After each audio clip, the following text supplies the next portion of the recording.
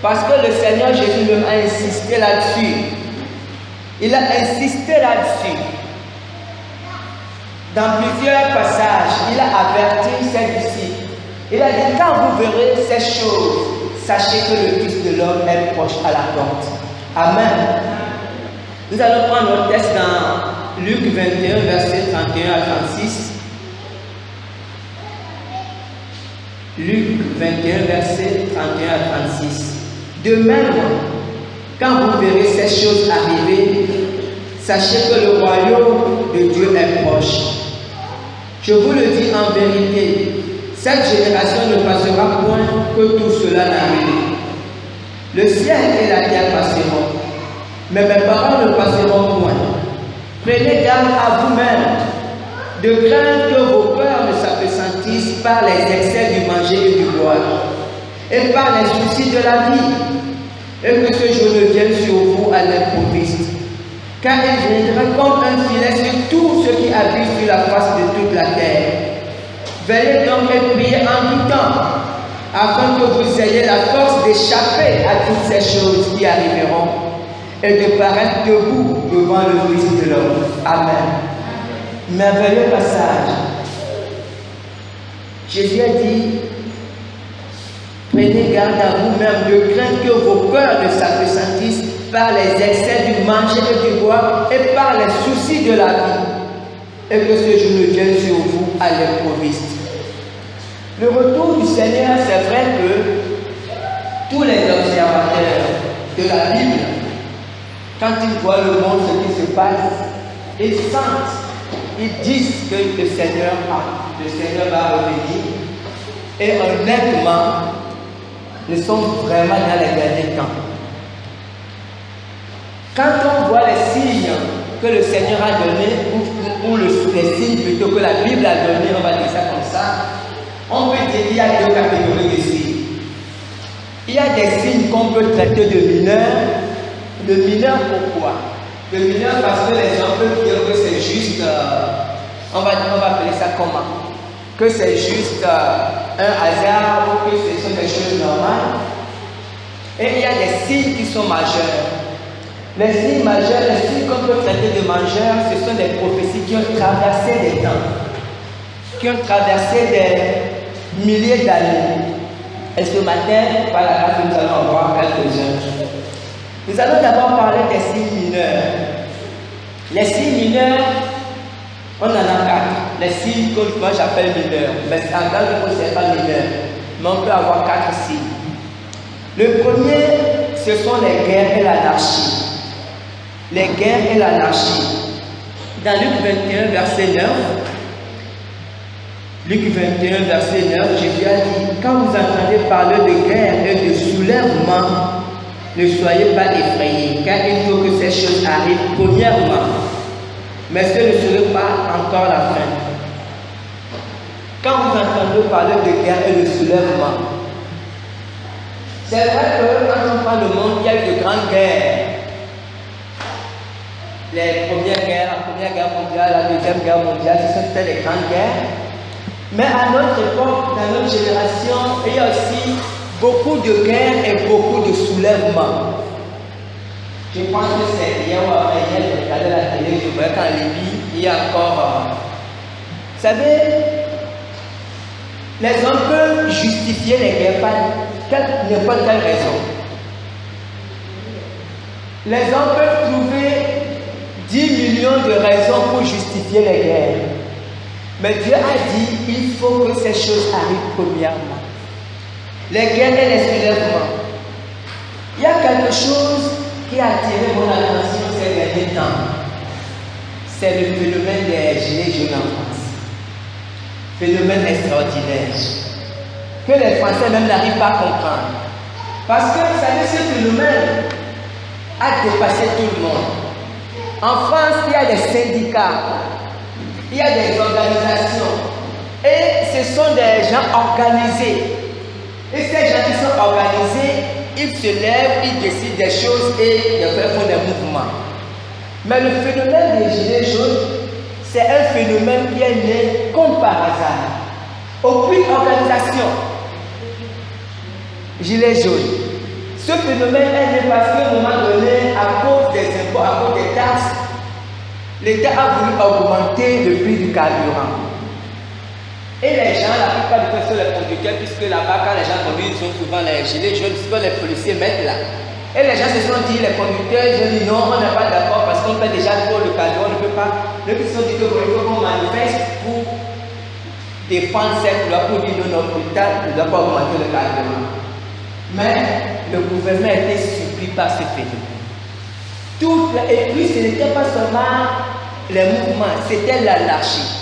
Parce que tous les samedis, depuis bientôt 4 mois, les gens, les pères et les mères de famille, certains avec leurs enfants, ils marchent, ils cassent, ils font du désordre. L'État est revenu sur la mesure. L'État a dit ok, comme c'est le carburant, on annule. L'État a annulé pour le chemin, ils ont dit non, ils continuent le mouvement. Ils ont dit non, là on ne défend plus le carburant, on défend tout. L'État a dit bon, ce qu'on va faire, un dialogue national, ils ont fait 2 mois, ils ont dit non, ce qu'on veut c'est que le président démissionne. Et toute personne ne comprend rien. Vous savez, les gens, Jésus a dit, il faut que ces choses arrivent. Parce que c'est spirituel.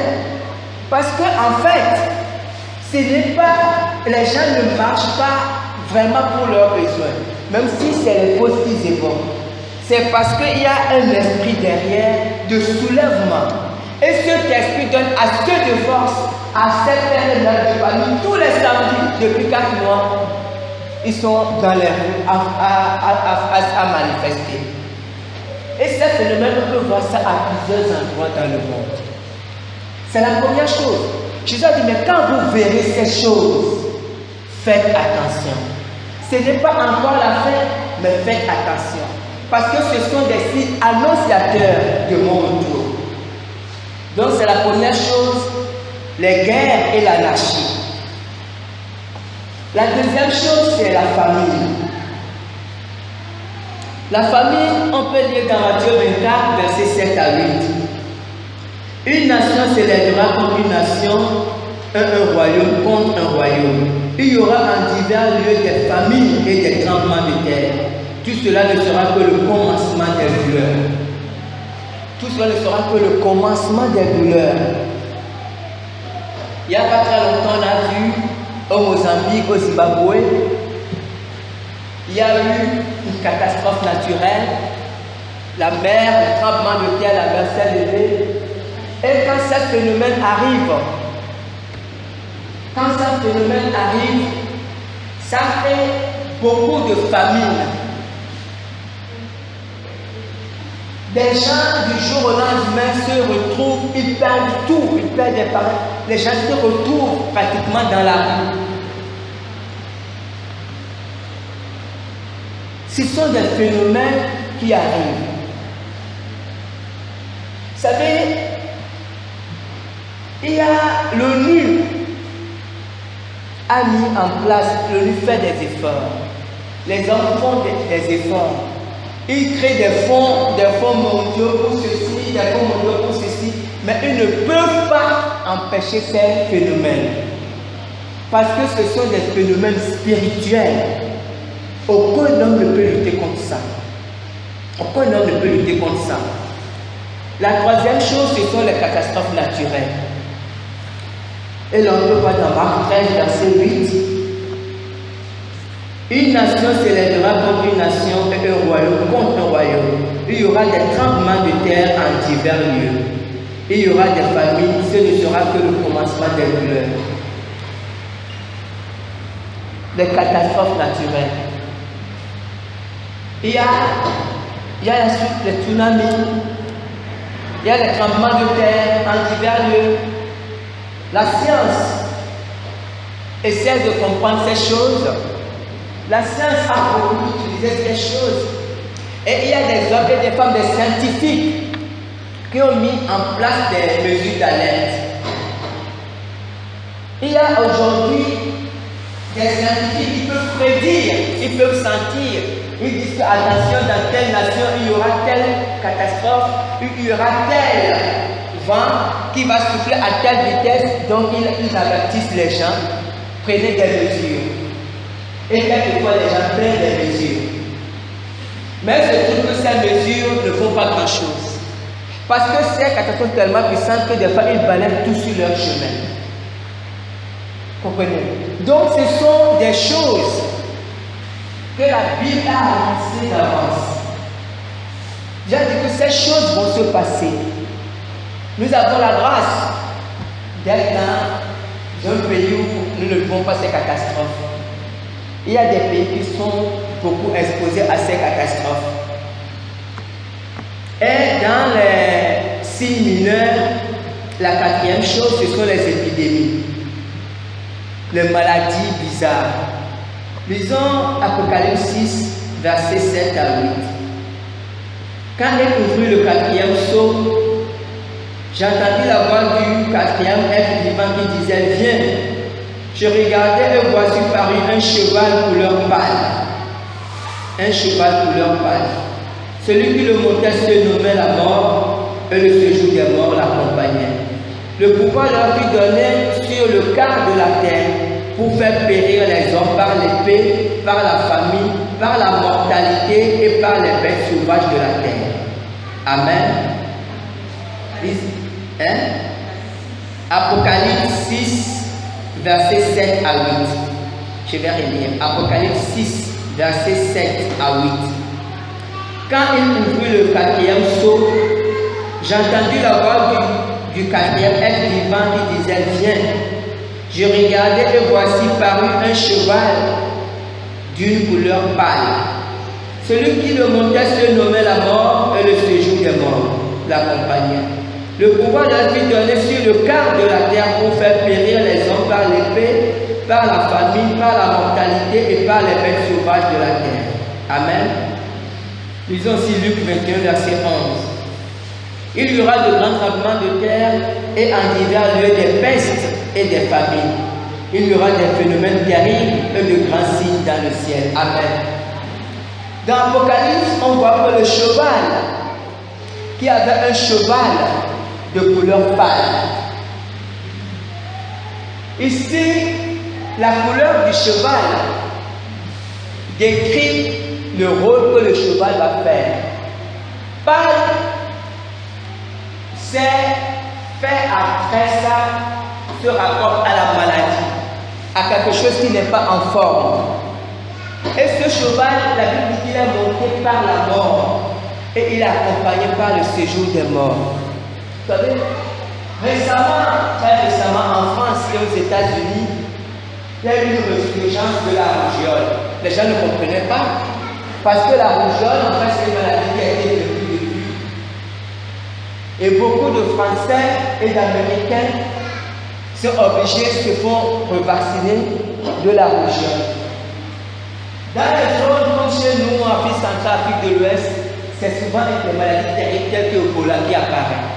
Parce que Ebola ne pardonne pas. Très contagieux, très dangereux. Vous savez, et quand on prend le sida, c'est vrai que le sida, on peut l'attraper par plusieurs moyens, mais le milieu dans lequel le sida a commencé, et le sida se développe, c'est dans le milieu des homosexuels, ce sont des épidémies. Dieu dit que le pouvoir a été donné à ce cheval de détruire le quart de la terre par les maladies, par les épidémies. Donc ce sont des choses, des signes précurseurs, des signes qui annoncent le retour de Jésus. Ça, j'ai parlé des signes mineurs. En Christ, c'est moi qui les appelle mineurs. Nous allons voir deux signes majeurs. Et c'est moi qui les appelle aussi majeurs. Ça, c'est moi qui les définis. C'est juste pour créer deux catégories de signes. Les signes que j'appelle majeurs, en réalité, ce sont les prophéties de Daniel le prophète. Daniel était un homme extraordinaire parce que Daniel a vécu environ 700 ans avant Jésus. Et le Seigneur avait montré à Daniel, quand vous lisez Daniel, en fait, à part Apocalypse, c'est le livre de Daniel qui a les prophéties de dernier temps. Daniel a beaucoup parlé des derniers temps. Ça veut dire que Dieu a montré à Daniel ce qui devait arriver environ 300 ans, 3000 ans plus tard. Parce que là, nous sommes en 2009. Nous sommes en 2009. Si on ajoute 700, nous sommes à 2700. 2019, autant pour moi. 2019, voilà déjà. Donc, ça fait 2700, environ 2720 ans. Daniel avait vu des choses qui devaient arriver à notre ère, et même au-delà, puisqu'il a même vu, Daniel a vu même la fin des temps, le règne de 1000 ans. Donc, Dieu a montré à Daniel les choses qui devaient arriver environ 4000 ans, 5000 ans plus tard. Daniel avait vu ces choses. Et à part Daniel, c'est Jean qui a vu ces choses dans l'Apocalypse. Dans Daniel 11, versets 40 à 44, il y a une prophétie étrange que nous allons essayer d'expliquer. Daniel 11, versets 40 à 44. Au temps de la fin, le roi de Midi se heurtera contre lui. Lui, ici, si on est plus haut, on verra que c'est le roi du Sud. Et le roi du Sud, on va voir tout à l'heure ce que c'est. Au temps de la fin, le roi du Midi se heurtera contre lui. Et le roi du Septentrion fondra sur lui comme une tempête, avec des chars et des cavaliers, et avec de nombreux navires. Il s'avancera dans les terres, se répandra comme un torrent et débordera. Il s'avancera dans les terres, se répandra comme un torrent et débordera. Il entrera dans le plus beau des pays, et plusieurs succomberont. Mais Édom, Moab et les principaux des enfants d'Amon seront délivrés de sa main. Il étendra sa main sur divers pays, et le pays d'Égypte n'échappera point.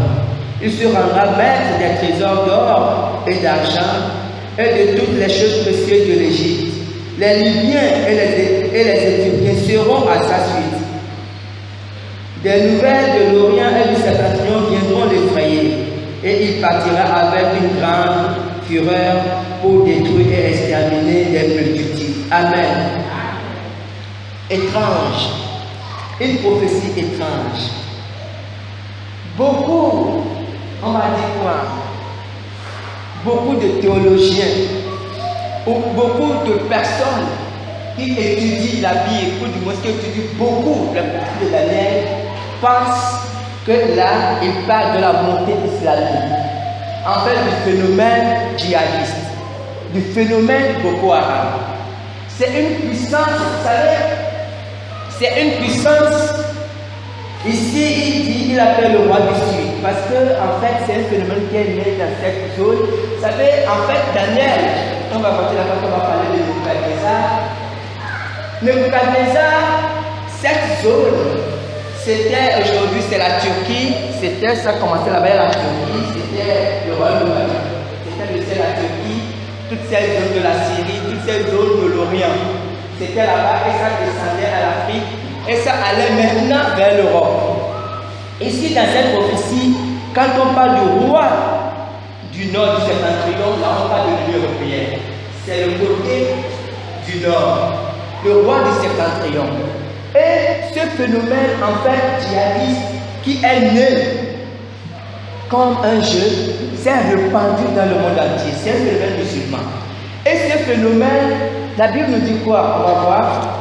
Il dit,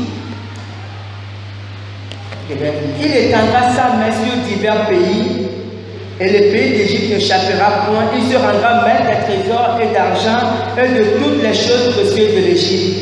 Les Libyens et les Éthiopiens seront à sa suite. Des nouvelles de l'Orient septentrion viendront l'effrayer. Ce phénomène, c'est un phénomène musulman, en fait. C'est l'intégrisme musulman. Mais on se rend compte qu'en réalité, les pays musulmans en souffrent plus.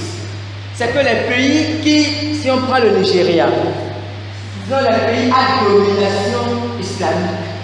Ce sont eux qui vivent plus ce phénomène. Quand on prend le Mali, les pays musulmans, quand on prend l'Afrique du Nord, comprenez. Maintenant, ils se répandent dans d'autres pays, comme ils vont à l'Europe, ils vont aux États-Unis un peu, mais les pays musulmans surtout. Et c'est une puissance que le monde a du mal à vaincre. Si on prend le phénomène au Mali, du temps de François Hollande, président français, il a déployé beaucoup d'efforts. Il voulait arriver à bout de ce phénomène. Il a beaucoup aidé le Mali, mais le phénomène est toujours là. Parce que derrière, quand la plupart du roi du Sud, parce que en réalité, ce sont les puissances diaboliques. C'est une puissance diabolique qui est derrière des hommes. Et cette puissance diabolique ne peut jamais être vaincue par un homme. Aucun homme ne peut arriver à bout de ça. Parce que derrière c'est diabolique. C'est pour ça que des hommes et des femmes, des pères et mères de famille acceptent de s'exploser, en fait de mourir. Vous savez, ça paraît peut-être pour des gens qui sont bien éduqués, on va dire ça comme ça paraît stupide. Pour les psychologues français, parce qu'ils ont essayé peut-être d'encadrer, de faire revenir ceux qui sont, puisqu'il y a beaucoup de Français, beaucoup de Français musulmans qui se sont lancés aussi dans cette aventure. Ils ont étudié le phénomène. Ils ont essayé d'aider ces enfants, mais ils voyaient que c'était compliqué. C'était compliqué parce que quelquefois on se dit, mais comment un homme peut être endoctriné jusqu'à ce point? Comment on peut amener à un homme à mourir? Comment on peut faire croire à un homme? Parce qu'on dit souvent aux hommes que si tu vas vivre ça, tu dis, quand tu vas le sexe, tu vas devenir sexe vierge. Donc ce sont des trucs, ça paraît stupide, mais derrière des puissances énormes. Et cette puissance, c'est ce que la Bible appelle le roi du Sud. Vous connaissez? Et c'est une prophétie que Daniel avait eue dans les années 600 avant Jésus-Christ. Il y a une autre prophétie qui est plus importante, plus détaillée. C'est la statue de Daniel qu'on voit dans Daniel 2. Une prophétie extraordinaire. En fait, dans cette prophétie, avant de lire, puisque c'est un autre, je vais expliquer ce qui s'est passé. Le roi Nebuchadnezzar, qui était un roi puissant, qui était le roi de l'Empire, qui gouvernait l'Empire babylonien, puissant empire flamboyant à l'époque, une nuit, ce roi a fait un songe. Et quand il a fait ce songe, quand il s'est réveillé, il a oublié le songe. Et il a oublié le songe, mais il était très perturbé parce qu'il savait que ce qu'il a vu, c'était pas, en tout cas, c'était pas juste son esprit qui s'est baladé. Il tenait à se rappeler de ce songe et à en avoir l'explication. Donc il a appelé les sages, les astrologues, les devins, il les a tous appelés. Il a dit, venez, j'ai fait un songe cette nuit. Et je sais que ce songe-là est important, mais je l'ai oublié. Je veux que vous me rappelez le songe que j'ai fait et que vous m'en donnez l'explication. Les astrologues ont dit non, le roi, ce que tu dis là est compliqué. Dis-nous ton songe, nous on va te donner l'explication. Il a dit non, non, non, là je vais vous voulez me mentir. Vous voulez me raconter n'importe quoi. Donnez-moi le songe et vous me dites que c'est l'explication. Sinon je vais tous vous tuer. Ah, les gens disent que là c'est compliqué. Comme Daniel faisait partie des sages de Babylone, parce que Daniel était un esclave juif, mais qui s'est retrouvé à Babylone captif du temps du prophète Jérémie. Et quand la nouvelle arrivait aux oreilles de Daniel, on devait tous les tuer, on dit tuez-moi tous les sages. Daniel a dit, ah, c'est que le roi demande est compliqué. Mais dites au roi de nous donner un temps. Nous allons invoquer le roi du ciel, le Dieu créateur. Peut-être qu'il va nous révéler le songe. Et si nous le révélons, nous irons vers le roi. Et effectivement, on a dit au roi, ok, il y a un captif là-bas qui a dit, bon, le roi a dit, ok, d'accord, je peux attendre un peu, et le roi a attendu un peu. Et effectivement, Dieu a révélé le songe à Daniel. Donc on va lire juste la partie. Mais même là, c'est un long verset, je ne veux pas qu'on lise, c'est Daniel 2. Vous allez trouver ça dans verset 27 à 47. Peut-être quand même qu'il faut que quelqu'un nous lise ça. Maman Clara qui a le micro, maman, en tout cas, quelqu'un qui a le micro. Daniel 2, verset 27 à 47. Ça fait environ 20 versets. Oui, la parole de Dieu dans Daniel 27. Donc, Daniel 2, verset 27 à 47. Daniel le vendit en présence du roi et dit: ce que le roi demande est un secret que les sages, les astrologues, les magiciens et les devins ne sont pas capables de découvrir au roi. Mais il y a dans les cieux un Dieu qui révèle les secrets et qui a fait connaître au roi Nebuchadnezzar ce qui arrivera dans la suite des temps. Voici ton songe et les visions que tu as eues sur ta bouche. Sur ta bouche, ô roi, il t'est monté des pensées touchant ce qui sera après ce temps-ci. Et celui qui révèle les secrets t'a fait connaître ce qui arrivera. Si ce secret m'a été révélé, ce n'est point qu'il y ait en moi une sagesse supérieure à celle de tous les vivants, mais c'est afin que l'explication soit donnée au roi et que tu connaisses les pensées de ton cœur. Verset 31. Ô roi, tu regardais et tu voyais une grande statue. Cette statue était immense et d'une splendeur extraordinaire. Elle était debout devant toi et son aspect était terrible. La tête de cette statue était d'or pur. Sa poitrine et ses bras étaient d'argent. Son ventre et ses cuisses étaient d'airain. Ses jambes de fer, ses pieds en partie de fer et en partie d'argile. Tu regardais lorsqu'une pierre se détacha sur le secours d'aucune main, frappa les pieds de fer et d'argile de la statue et les mit en pièces. Alors le fer, l'argile, les reins, l'argent et l'or furent brisés ensemble, et le vin comme la balle qui s'échappe d'une haie en été. Le vent les emporta, et nulle trace n'en fut retrouvée. Mais la pierre qui avait frappé la statue devint une grande montagne et remplit toute la terre. Voilà le songe. Nous en donnerons l'explication devant le roi. Ô roi, tu es le roi des rois, car le Dieu des cieux t'a donné l'empire, la puissance, la force et la gloire. Il a remis entre tes mains en quelques lieux ils habitent. Les enfants des hommes, les bêtes des champs et les oiseaux du ciel. Et il t'a fait dominer sur eux tous. C'est toi qui es la tête d'or. Après toi, il s'élèvera un autre royaume, moindre que le tien, puis un troisième royaume, qui sera d'airain et qui dominera sur toute la terre.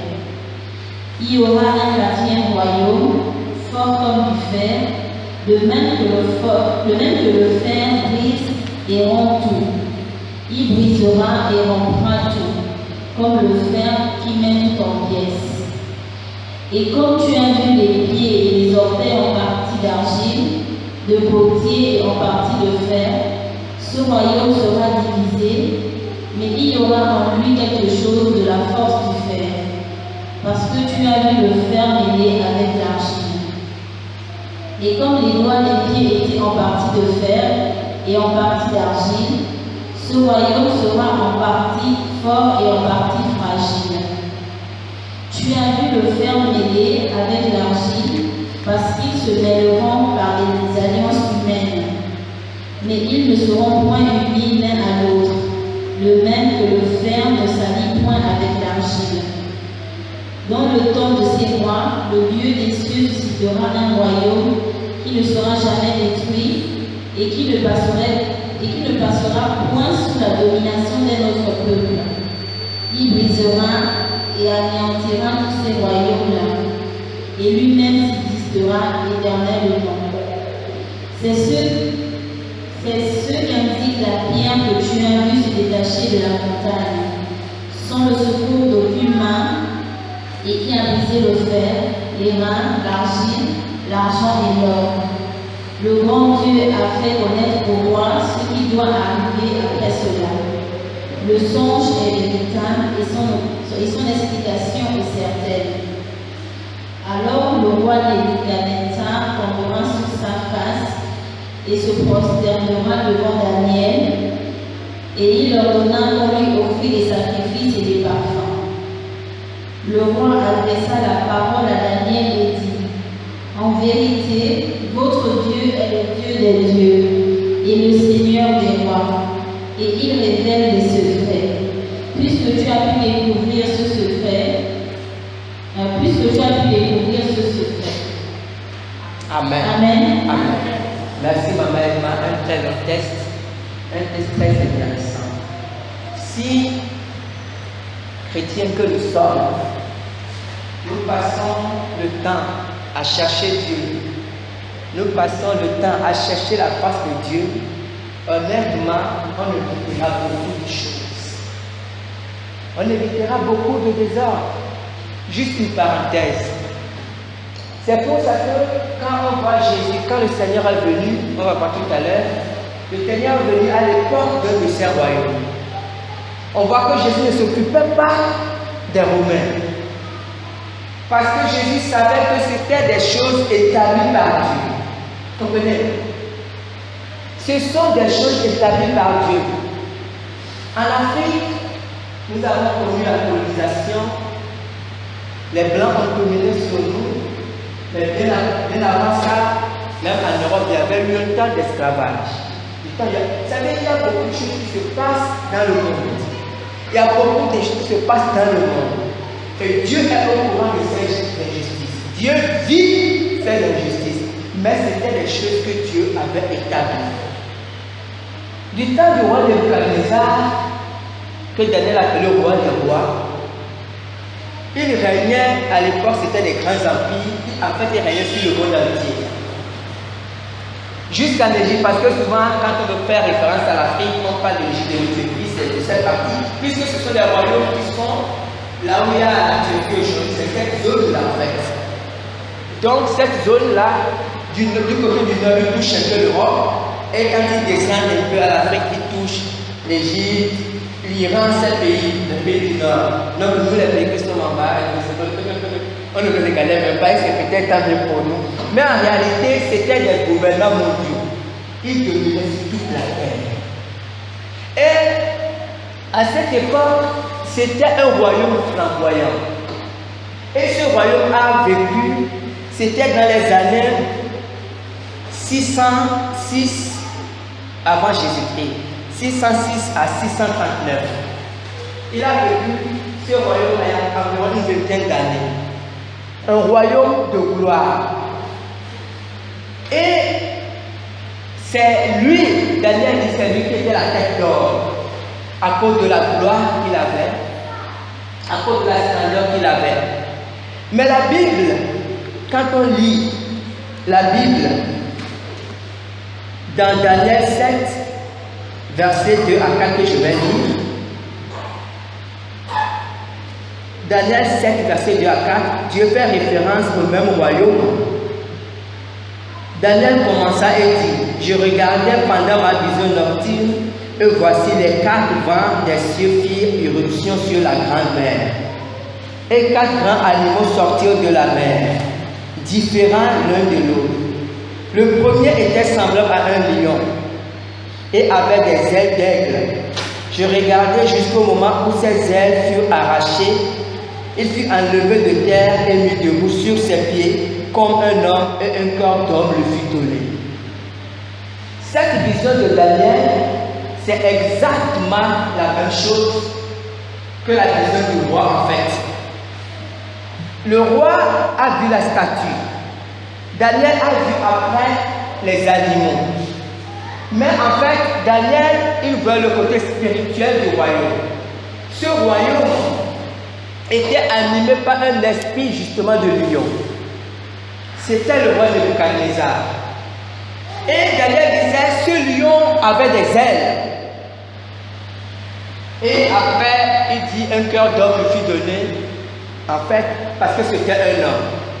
Donc, les deux prophéties sont la même chose en fait. Ça décrit un royaume qui était très puissant. Et ce royaume a vécu jusqu'à l'an 539 avant Jésus-Christ. Après ce royaume, et ça correspond à l'histoire, exactement avec l'histoire. Après ce royaume, il y a eu un royaume puissant, le royaume des Perses et des Mèdes. Le royaume des Perses et des Mèdes qui représente la poitrine et les bras d'argent. Ce royaume, c'était un royaume moins flamboyant en richesse que le royaume qui est la tête d'or, mais c'était un royaume beaucoup plus puissant. Parce que les Perses et les Mèdes, ils ont conquis un très grand territoire et ils ont fait 208 années de règne. Ce royaume a existé de l'année 539 à l'année 531 avant Jésus-Christ. Donc c'était le second royaume, très puissant. Et ce second royaume, Daniel en parle dans Daniel 7, juste le verset 5 qui suit. Daniel 7, verset 5. Et voici un second animal était semblable à un ours, et se tenait sur un côté. Il avait 3 côtes dans la gueule, entre les dents. On lui disait, lève-toi, mange beaucoup de chair. Amen. C'était le second royaume. Le royaume des Perses et des Mèdes. Il n'était pas peut-être très riche, tel que le royaume de Babylone, comme tel que le royaume de Babylone, mais ils avaient conquis un très grand territoire. Ils étaient beaucoup plus forts, beaucoup plus puissants. Et ils ont mis 203 années de règne. Après ce royaume, il a surgi un troisième royaume qui correspond au ventre et aux cuisses en airain. Le ventre et les cuisses étaient en airain, le troisième royaume. Et le troisième royaume, c'était le puissant royaume conduit par Alexandre le Grand. Un très grand conquérant.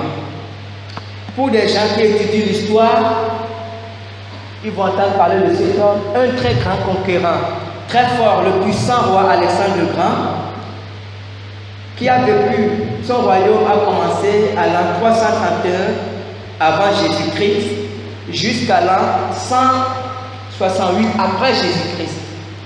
Ce royaume a duré 163 années. Ils ont conquis un très grand territoire jusqu'aux Indes. Il était un roi puissant, un combattant effroyable. Et la Bible décrit dans Daniel 7, verset 6. Daniel 7, verset 6. Après cela, je regardais, voici un autre était semblable à un léopard et avait sur le dos 4 ailes comme un oiseau. Cet animal avait 4 têtes et la domination lui fut donnée. Et après ce royaume, on tombe dans le 4e royaume qui était royaume ou empire, c'est la même chose, en fait qui était l'empire romain. Et cet empire romain qui est les jambes, juste les jambes en fer. Quand on lit, la Bible dit la domination lui fut donnée. Parce que l'empire romain était un empire organisé. Les Romains étaient organisés dans les lois. Les Romains étaient organisés au niveau de la justice. Ils étaient organisés sur le plan militaire. C'était un empire très organisé. Et l'empire romain a duré, a fait quoi, 644 années parce qu'ils sont restés de l'an 168 avant Jésus-Christ jusqu'à l'an 476 après Jésus-Christ. Donc, ce royaume a duré plus de 600 années. Et on a dit que la domination lui fut donnée. Et Daniel 7, verset 7 parle de ce royaume, de cet empire, de cette domination. Après cela, je regardais pendant mes visions nocturnes et voici, il y avait un 4e animal, terrible, épouvantable et extraordinairement fort. Ça, c'était les Romains, qui ont vécu juste après les Grecs. Il avait de grandes dents de fer. Il mangeait, brisait et foulait aux pieds ce qui restait. Il était différent de tous les animaux précédents et il avait 10 corps. Là, c'était les Romains. Et tous ceux qui étudient l'histoire, dans l'histoire, je rappelle que ces prophéties ont été révélées à Daniel en l'an 700 avant Jésus-Christ. Et cette prophétie a été confirmée par l'histoire jusqu'au niveau des dates. Au fur et à mesure, il y a eu l'empire babylonien, il y a eu les Mèdes et les Perses, il y a eu l'empire grec, il y a eu l'empire romain. Et ce qui est étrange, dans la fin de ce que Maman Emma a lu, la Bible dit que les derniers des pieds étaient formés de fer et d'argile. Et qu'ils feront une alliance d'or, mais ils ne seront pas unis. De même que le fer et l'argile ne peuvent pas être unis, ils ne seront pas unis. Et ça, c'est l'Union européenne. Parce que le royaume, en fait, l'empire romain, a été attaqué après par 10 rois qui ont fait la nation des barbares. Et quand ils ont été attaqués par 10 rois, ils sont éclatés en 10 royaumes. Et en fait, l'Europe découle de ces royaumes. Et quand on voit aujourd'hui l'Union européenne, il y a des pays forts comme l'Allemagne, des pays forts comme la France, mais il y a aussi des pays qui sont beaucoup plus faibles. Ils veulent faire un ensemble. On voit que l'Angleterre vient de vouloir partir. Vous savez, ce sont des choses qui ont été prédites plus de 3000 ans avant notre ère. Et nous vivons ces choses aujourd'hui. Et la Bible dit, quand vous verrez ces choses, attention. Vous savez, comment dit Daniel, Dieu est le maître des temps et des circonstances. C'est Dieu qui définit les temps. Mais si on prend la vision de Daniel, que ce soit la statue, ou que ce soit dans Daniel 7 avec les animaux, après ça, il n'y a pas eu d'autres royaumes. Le dernier royaume, c'est ça, c'est le dernier royaume. C'est les pieds de fer et d'argile. Et nous sommes en plein dans cette période. Et la Bible dit qu'après ça, ce qui va arriver, c'est qu'une pierre va se détacher sans le secours d'aucun humain. Et que cette pierre va remplir toute la terre. Et Daniel a dit ça, c'est le royaume que Jésus va établir en fait.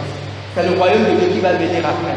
Parce que après, vous savez, et spirituellement en fait, des pays comme les nôtres, le Gabon, des pays comme les nôtres, nous crions, nous faisons beaucoup de bruit, nous demandons beaucoup de choses, tout ce que nous voulons. Mais spirituellement, le monde est gouverné par ces animaux. Parce que Dieu, vous savez, Dieu pour lui, le monde c'est un ensemble. La grâce de Dieu court sur tous les pays. En fonction, c'est ce que Daniel a dit. Dieu a dit d'ailleurs, si le peuple sur lequel est invoqué mon nom. Mais la puissance spirituelle du monde, ce qui gouverne le monde en ce moment, c'est cet animal qui a 10 corps. C'est cette puissance qui gouverne le monde. Et on pourra dire tout ce qu'on veut. On pourra se plaindre que les Français nous exploitent. On perd notre temps. Ça ne sert à rien. On perd notre temps. On pourra faire tout ce qu'on veut, on veut s'émanciper. Et puis des fois, il y a des chefs d'État quand ils veulent s'émanciper de la France les tue. On perd notre temps. Parce que spirituellement, le règne vient de là-bas. C'est un règne qui vient parce que c'est spirituel. Et c'est pour ça que nous les chrétiens, nous qui sommes chrétiens, dans les nations, nous devons veiller. C'est ce que la Bible dit d'abord, qu'il faut qu'on veille quand on voit ces choses. Ça ne veut pas dire qu'on ne vit plus, qu'on ne fait plus de projets, qu'on n'envoie plus les enfants à l'école. Nous, on fait les projets. On fait les projets. Si on peut construire la maison, mais on doit être très vigilant. On doit être très vigilant, comme Jésus a dit dans ce qu'on a lieu de part. Gardez-vous. Le Seigneur a dit quoi? Le Seigneur a dit, prenez garde à vous-même de craindre que vos cœurs ne s'appesantissent par les excès du manger et du boire et par les soucis de la vie. Je vous ai dit, prenez garde.